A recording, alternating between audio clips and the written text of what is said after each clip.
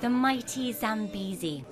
This river forms the natural boundary between Zimbabwe and Zambia, and may be best known for the point where it plummets over 100 meters. Victoria Falls is one of the world's great natural wonders. It's also Zimbabwe's top tourist attraction and often a highlight for people coming to the country.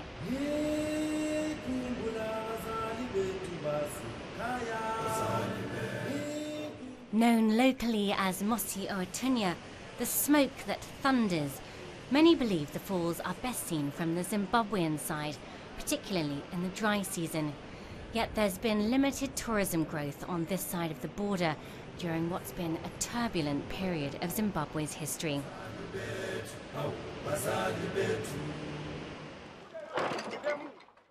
In 2000, the government of President Mugabe began forcibly seizing white-owned farms. That action severely disrupted the agriculture-based economy. There were food shortages and paralysing hyperinflation, sparking the use of foreign currencies.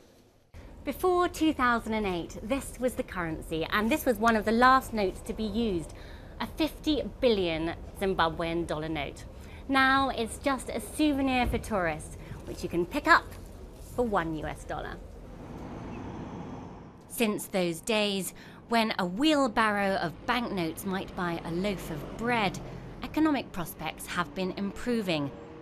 Tourism is an important sector in terms of driving the Zimbabwean economy, so it's not wrong to try and promote tourism. The problem is they need to fix the things that are affecting tourism.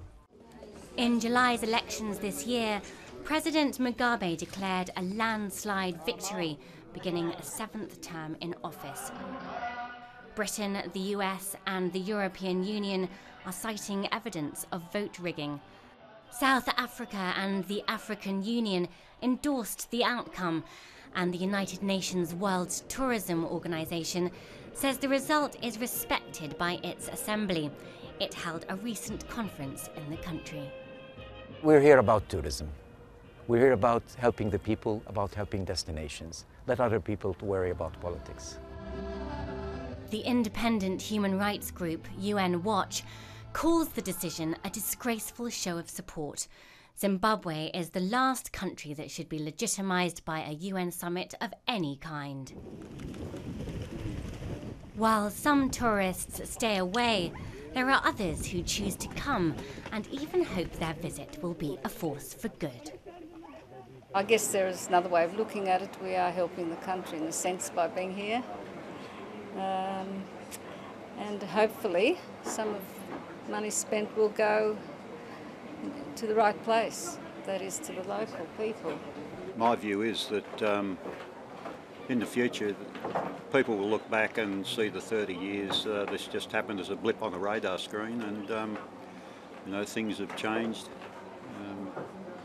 going to keep changing.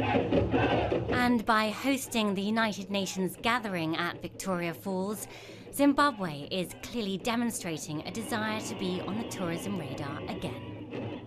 Zimbabwe has set some ambitious targets in terms of tourist numbers and tourism revenue. It says it's looking to the emerging economies of Brazil, Russia, India and China, as well as its domestic market, to meet those goals. We must also begin to create a middle class that can afford to go holidaying, because that is our only backup, sort of fallback position if we get into situations where we are not in total agreement with the international source markets, as was the case in the last decade. And there are already some locals exploring their own country.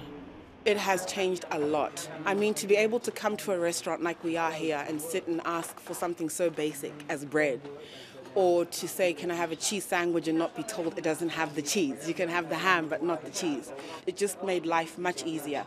So it's more fun to travel now. We kind of see a lot more tourists now coming through the city than before. And maybe it's a perception, but it's also that, you know, people from Zimbabwe are also trying to come back and, you know, see the changes in the country. So the leadership does not equate to what's actually really happening on the ground in Zimbabwe. Zimbabwe has said they're making air connectivity a big priority, a key theme of the United Nations conference. During Zimbabwe's long period of estrangement and isolation, the country was dropped by some airlines, although others have started flying into the capital Harare in the last couple of years. There is no way Africa can increase its portion of the global tourism cake without first promoting intra-African travel. Another obstacle to travel is the need for complicated and high-priced visas, acutely felt at Victoria Falls.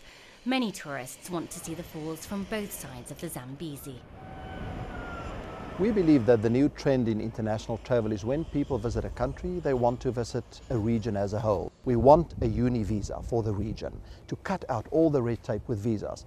That if foreigners from other parts of the world apply for a visa to one country, that visa must apply to all countries in the region. There are tough challenges ahead, but some locals are expressing hope, including lodge owner Ross Kennedy.